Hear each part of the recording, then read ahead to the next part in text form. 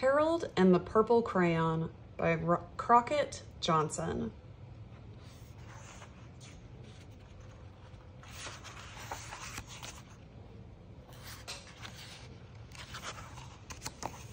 One evening, after thinking it over some time, Harold decided to go for a walk in the moonlight.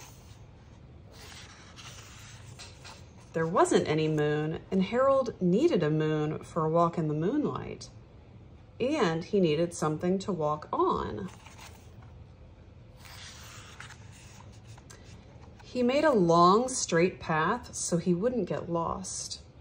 And he set off on his walk, taking his big purple crayon with him.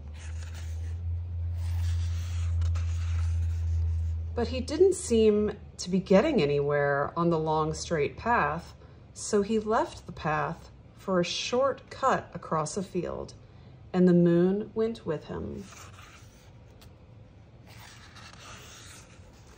The shortcut led right to where Harold thought a forest ought to be. He didn't want to get lost in the woods, so he made a very small forest with just one tree in it.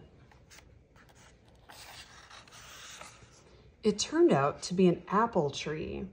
The apples would be very tasty, Harold thought, when they got red.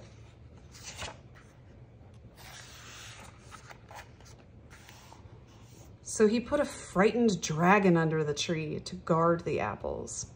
It was a terribly frightening dragon. It even frightened Harold. He backed away, his hand holding the purple crayon shook. Suddenly, he realized what was happening, but by then Harold was over his head in an ocean. He came up thinking fast, and in no time he was climbing aboard a trim little boat. He quickly set sail, and the moon sailed along with him. After he sailed long enough, Harold made land without much trouble. He stepped ashore on the beach, wondering where he was. The sandy beach reminded Harold of picnics, and he thought of picnics made him hungry. So he laid out a nice, simple picnic lunch. There was nothing but pie, but there were all 9 kinds of pie that Harold liked best. When Harold finished his picnic, there was quite a lot left over. He hated to see so much delicious pie go to waste. So Harold left a hungry moose and a very deserving porcupine to finish it up. And off he went, looking for a hill to climb to see where he was. Harold knew that the higher up he went, the farther he could see, so he decided to make the hill into a mountain. If he went high enough, he thought, he could see the window of his bedroom. He was tired and he felt he ought to be getting to bed. He hoped he could see his bedroom window from the top of the mountain. But as he looked down over the other side, he slipped, and there wasn't any other side of the mountain. He was falling in thin air. But luckily, he kept his wits and his purple crayon. He made a balloon and he grabbed onto it.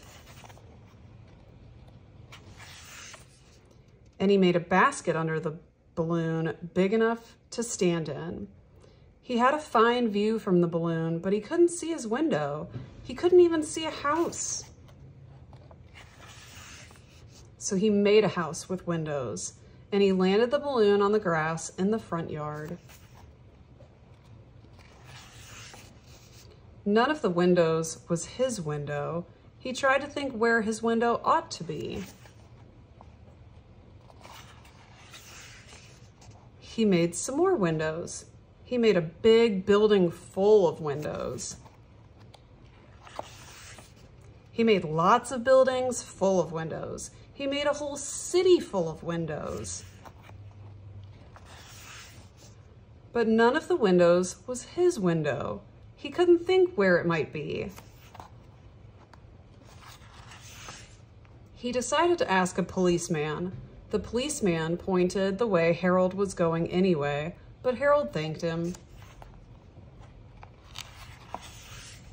And he walked along with the moon, wishing he was in his room and in bed. Then suddenly, Harold remembered. He remembered where his bedroom window was. When there was a moon, it was always right around the moon.